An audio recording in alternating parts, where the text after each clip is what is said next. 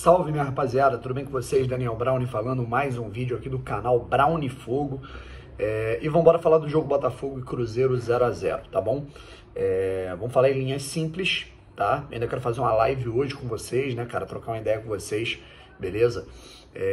Ali por volta das 4, 5 da tarde, enfim. Quero fazer uma live com vocês sobre o jogo em específico, tá legal? E aí o que acontece? A gente já começa aqui a falar um pouquinho sobre o jogo Botafogo-Cruzeiro, em que a gente tem um empate que a gente analisa o seguinte, cara. Resultado, certo? O aspecto da importância do resultado e daquele ar de, beleza, né, um empate nesse momento, né, com o Botafogo vencendo o último confronto direto, estando em segundo lugar, não é dos piores resultados.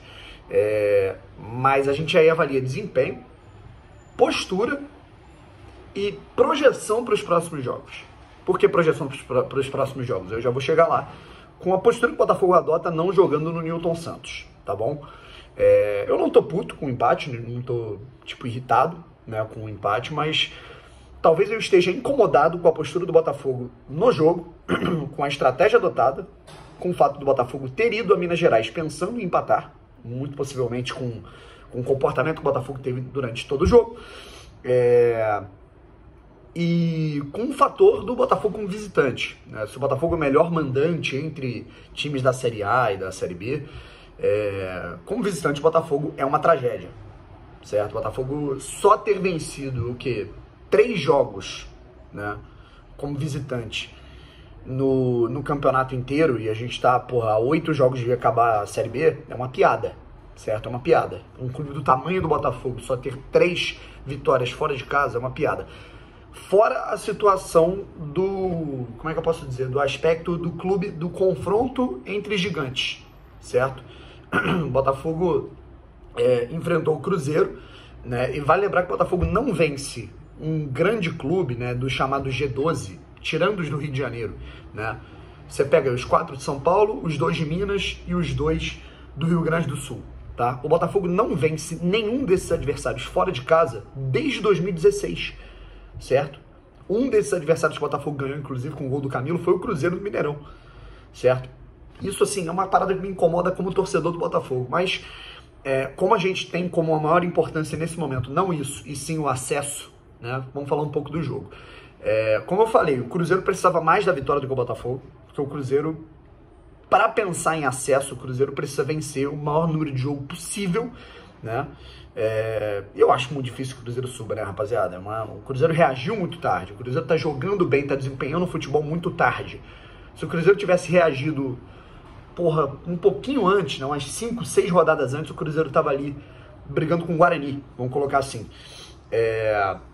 E o Cruzeiro ia imprimir uma pressão inicial nos 15, 20 primeiros minutos, certo? Isso eu falei no nosso pré-jogo. O Cruzeiro gosta de imprimir um volume muito forte de jogo nos minutos iniciais, como fez contra o Coritiba, fez 2 a 0 em 15 minutos, né, lá no Couto Pereira. E o Botafogo tinha que saber lidar com essa pressão. Só que quando eu falei lidar com essa pressão, eu não falei deixar o Cruzeiro pressionar e Deus nos acuda, certo? E foi isso que o Botafogo fez, certo? Não fosse a falta de pontaria do primeiro jogador, que eu não lembro quem foi, no primeiro chute, e o Diego Loureiro, o Botafogo teria perdido o jogo nos primeiros minutos. O Botafogo teria se fudido ali, né? É o que eu falei no meu pré-jogo. Se o Botafogo fosse para VH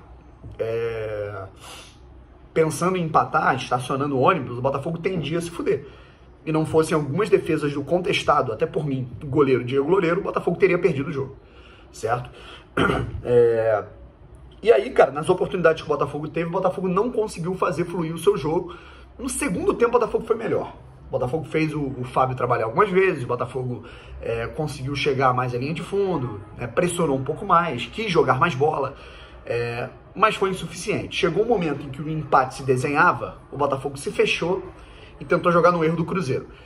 É uma estratégia, certo? Uma estratégia que o Botafogo adota fora de casa, né? Só que eu não, assim, não me agrada, sabe? Eu acho que você corre risco de perder e você tem menos chance de ganhar. É uma estratégia que o Botafogo está adotando, vamos resolver o campeonato em casa, vamos resolver o acesso em casa.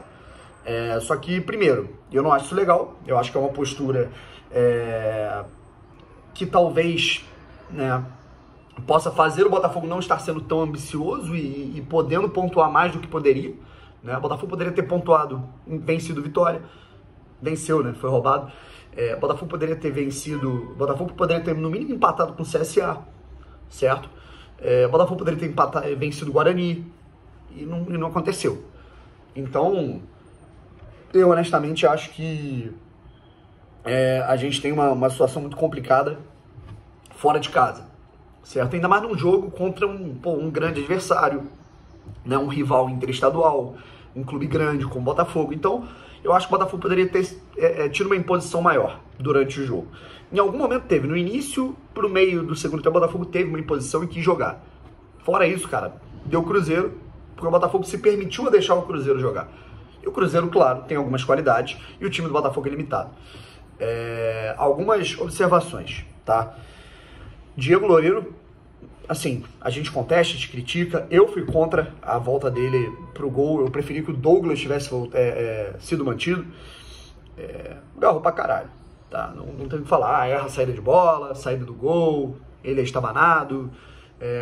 Quase deu um gol ali num golpe de vista que ele deu. Erra o Carly, o pessoal tava puto com ele na saída de bola ali, porque ele chuta muita bola pra lateral, porque ele é um goleiro limitado.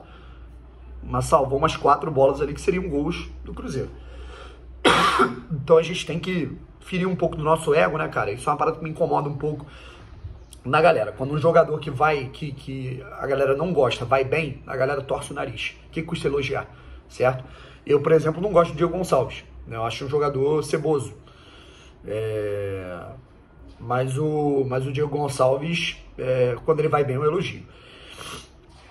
E aí a gente tem também, né, o Jonathan Lemos e o Jonathan Silva mantidos, né, nas laterais. Eu acho que o Jonathan Lemos talvez esteja ganhando a posição do Daniel Borges, não que eu concorde. E o Jonathan Silva talvez, cara, sirva pro Carlinhos entrar como arma no segundo tempo. Não que eu concorde muito, certo? Então, a situação é essa, rapaziada. O Botafogo, eu acho que o Anderson, ele foi com uma estratégia para tentar empatar o jogo contra o Cruzeiro. Não concordo com isso, embora seja estratégia. E aí são duas situações. O Botafogo continua pontuando muito pouco como visitante, poderia estar encostando mais no Coritiba nesse momento. Aí uma questão mais de vaidade minha, né, cara? Passa a imagem num jogo de TV aberta pra galera que não vê o Botafogo todo dia, que o Botafogo tá jogando na retranca e não é a realidade, né? Mas isso daí pouco importa, o negócio é o acesso. E imprime uma responsabilidade psicológica muito grande para os jogadores resolverem dentro de casa, certo? Faz com que os jogos no Newton Santos se tornem finais, sabe? O jogo contra o Brusque vai ser uma final, o jogo contra o Operário vai ser uma final, o jogo contra o Confiança vai ser uma final, certo? O Botafogo ele vai ser obrigado a ganhar os jogos no Newton Santos se mantiver essa postura jogando fora de casa, certo? O próximo jogo fora de casa é contra o Goiás no Serrinha, né?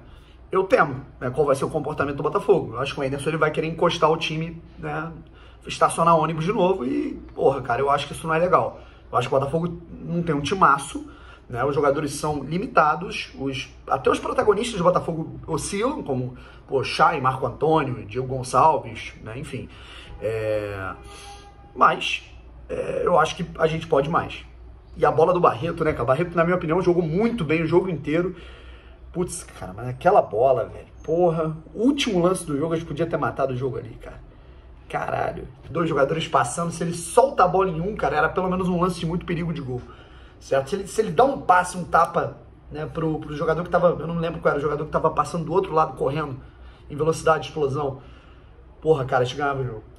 Aos 48 do segundo tempo. Mas é aquilo, né, cara, o volante pitbull, que não tem a menor qualidade com a bola no pé, né, pra conduzir. A gente viu naquele lance lá contra o Guarani que ele deu um tiro pro Varley tentar chegar na linha de fundo e aconteceu ontem mais uma vez, tá bom? Então é isso, rapaziada. Eu queria a opinião de vocês, quem foram os melhores, os piores em campo, né?